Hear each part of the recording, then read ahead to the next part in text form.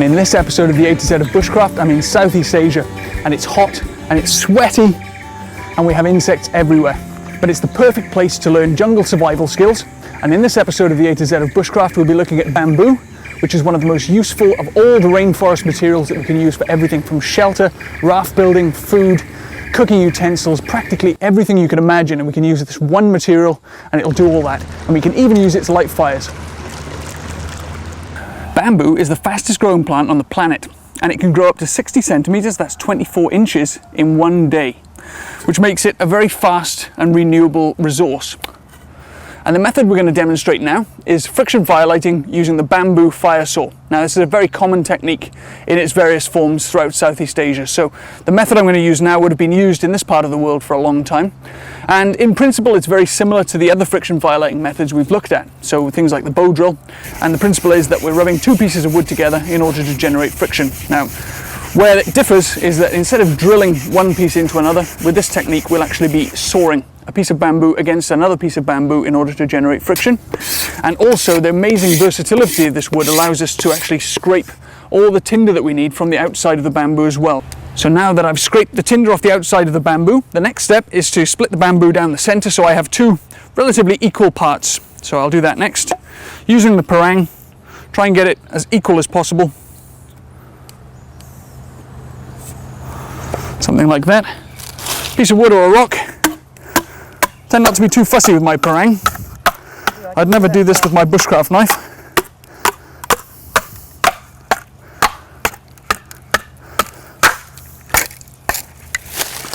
And there we have it. So that's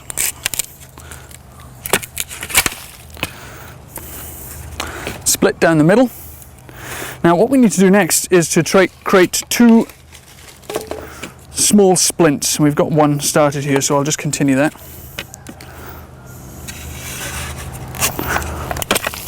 Okay. Now the next thing I need to do, using my parang, is to make a small notch in the center of one piece. Now it's best if you find a central point between two of the nodes. So that'll be about the perfect position there. I'm going to just use my parang to cut a notch in here. Go from one side then the other.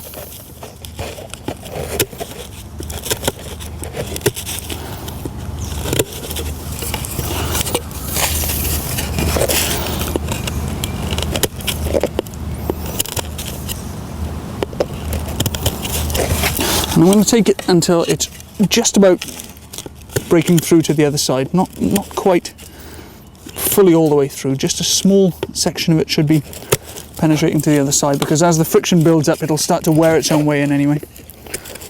That should do it. So that hole, it goes through to the other side but only just, so we've just got a small perforation there which will allow the dust to form and collect as it goes through.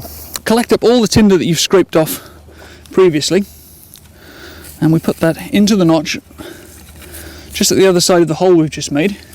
Now we take the two splints that we've made and position those on top. Now these just hold everything in place so that we can hold it firmly like that.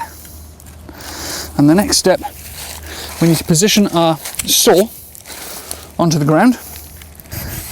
So we'll start off slowly. I can already smell the wood starting to heat up.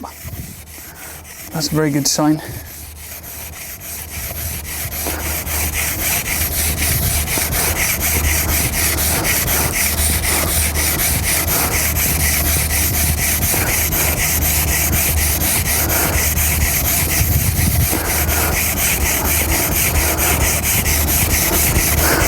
Start to build up a little bit of speed.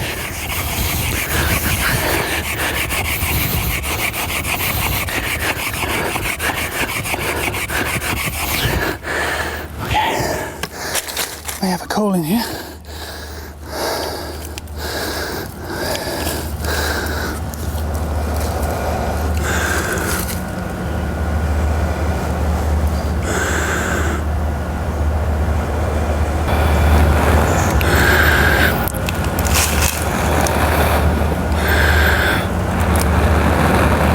That's good.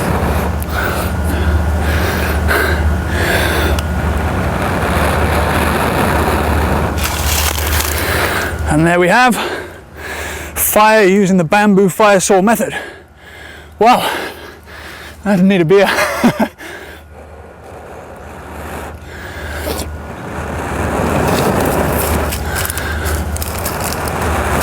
Now this is a really beautiful technique because you're just using a single piece of bamboo, so as long as you've got something to cut it with, like a parang, you can create all the tinder by scraping the outside, and you can create every part you need from a single piece of bamboo. Now the optimum size is about a piece of bamboo from about 2.5 centimeters up to about 4 centimeters. I wouldn't go any bigger. This was probably on the large side. So it's a little bit too much to grip with one hand, but obviously in a survival situation, you have to use whatever's available to you. But it's a very effective technique, but it is very tiring. So unlike using the bow drill method, where you have the mechanical advantage of a piece of string spinning a drill, you have to put all the effort in yourself.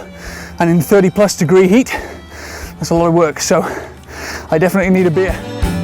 Where the wind blows, where the river meets the sea, I'll be waiting for the day when you come back to me. I'll be waiting.